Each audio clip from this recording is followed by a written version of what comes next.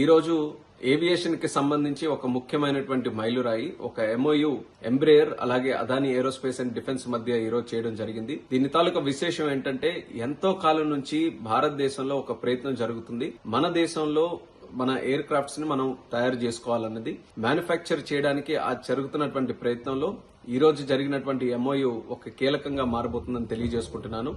ఇందులో Adani aerospace and defence అలాగే Embraer ఏదైతే బ్రెజిలియన్ సంస్థ ఉందో, ఈ ఎయిర్ క్రాఫ్ట్స్ తయారు చేసే సంస్థ ఉందో, వీళ్ళిద్దరూ కూడా కలిసి మన దేశంలో ఎయిర్ క్రాఫ్ట్స్ ని తయారు చేసే ఫెసిలిటీని ఇక్కడ పెట్టాలని ఒక కీలకమైన ఒప్పందం ఈ రోజు కుదుర్చుకోవడం జరిగింది. దానికి మినిస్ట్రీ ఆఫ్ సివిల్ ఏవియేషన్ నుంచి మా సపోర్ట్ కూడా పూర్తిగా అందించాం.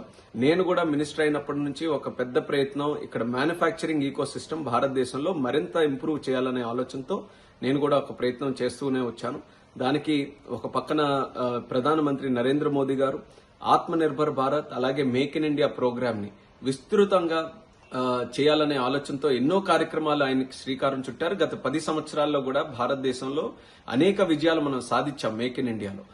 ఆ యొక్క విజయాలని మన సివిల్ ఏవియేషన్ రంగంలో కూడా తీసుకొని వచ్చే విధంగా మేము తీసుకున్నటువంటి నిర్ణయాలు కావచ్చు, మనం చేసే సంస్కరణలు కావచ్చు, అలాగే ప్రధానమంత్రి గారు ఇస్తున్నటువంటి ఆ లీడర్షిప్ కావచ్చు, వీటన్నిటినీ చూసి ఇంటర్నేషనల్ సంస్థలు ఈ రోజు దేశంలో పెట్టడానికి ఈ రోజు చాలా మొగ్గు చూపిస్తున్నాయి.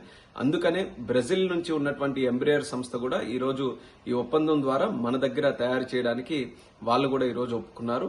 దీని ద్వారా మనం టార్గెట్ ఏంటంటే, ఏదైతే మన ఏవియేషన్ డిమాండ్ రోజు రోజుకి భారతదేశంలో పెరుగుతుందో, సుమారు ప్రతిరోజు కూడా 5 లక్షల మంది ఈ రోజు ఫ్లైట్ల ద్వారా ప్రయాణం చేస్తున్నారు.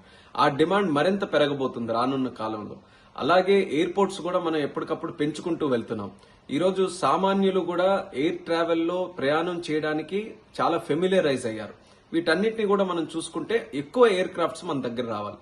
ఎయిర్ క్రాఫ్ట్స్ కూడా మనం చాలా వరకు బయట దేశాల నుంచి ఇంపోర్ట్ చేస్తున్నాం. ఆ యొక్క ఎయిర్ క్రాఫ్ట్స్ ని కానీ మనమే తయారు చేసుకోగలిగితే, ఒకటి ప్రైస్ అడ్వాంటేజ్ ఉంటుంది, టైం అడ్వాంటేజ్ ఉంటుంది, అలాగే స్థానికంగా మన యువతి యువకులకి మన దేశంలో ఇంజనీరింగ్ కానీ లేకపోతే హైలీ స్కిల్డ్ ప్రొఫెషనల్స్ ఎవరైతే ఉన్నారో వాళ్ళకు కూడా ఉద్యోగాలు వచ్చే అవకాశం ఉంటుంది.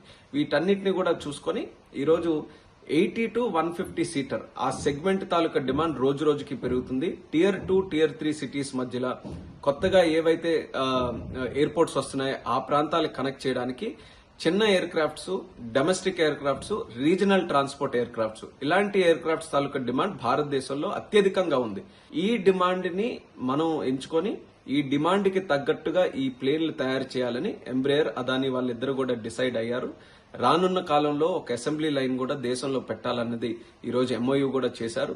బ్రెజిల్ కి సంబంధించినటువంటి ప్రెసిడెంట్ కూడా వచ్చే నెల వచ్చినప్పుడు కేంద్ర మన ప్రధానమంత్రి నరేంద్ర మోదీ గారు వాళ్ళు కలిసి దీని మీద మరిన్ని నిర్ణయాలు తీసుకొని ఇది ఏ రకంగా ముందుకు నడవబోతుంది అనేది వాళ్ళు కూడా అనౌన్స్ చేయబోతున్నారు. కాకపోతే ఇది మన భారతీయ తయారీ రంగంలో మ్యానుఫ్యాక్చరింగ్ సెక్టర్, ముఖ్యంగా ఏవియేషన్ లో ఒక కీలకమైనటువంటి మైలురాయిగా మనం తెలియజేసుకోవచ్చు. రేపు వింగ్స్ ఇండియా షో కూడా హైదరాబాద్ లో ఏదైతే జరుగుతుందో అందులో కూడా ఎంబ్రేయర్ తయారు చేసినటువంటి ఎయిర్ క్రాఫ్ట్ కూడా ప్రత్యేకంగా డిస్ప్లేలో కూడా పెట్టాం.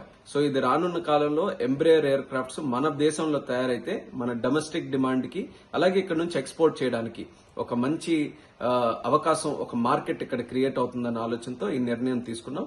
మరి ఎంబ్రేయర్ వాళ్ళకి అలాగే అదాని సంస్థ వాళ్ళకి ఈ యొక్క పార్ట్నర్షిప్ కుదుర్చుకున్నందుకు వాళ్ళిద్దరికీ కూడా ధన్యవాదాలు తెలియజేసుకుంటున్నాం.